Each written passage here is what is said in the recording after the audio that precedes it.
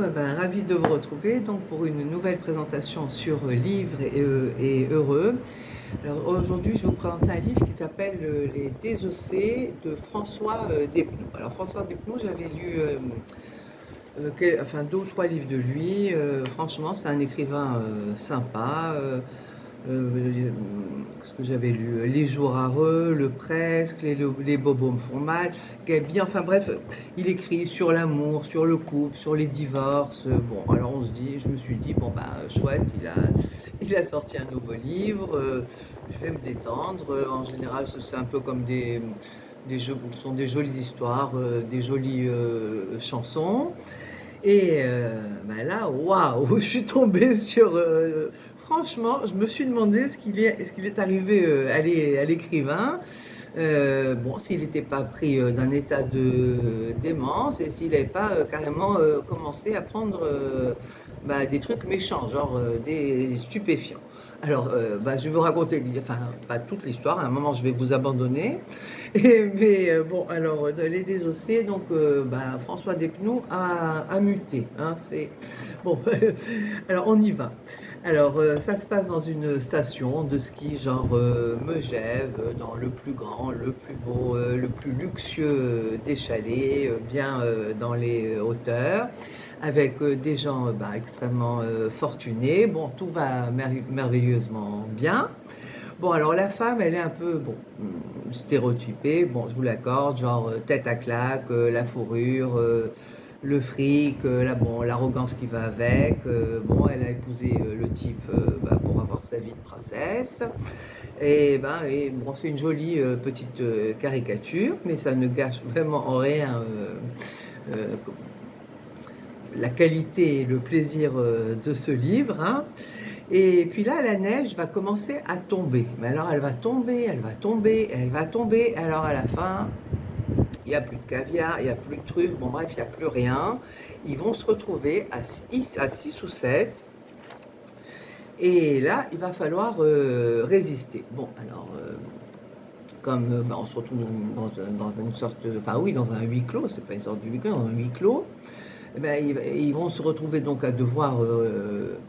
résister et les personnalités vont se développer, se dévoiler. L'ambiance va devenir de plus en plus pesante, la violence devient perceptible et il fait froid et la lumière commence à baisser. Bon, franchement, c'est apocalyptique.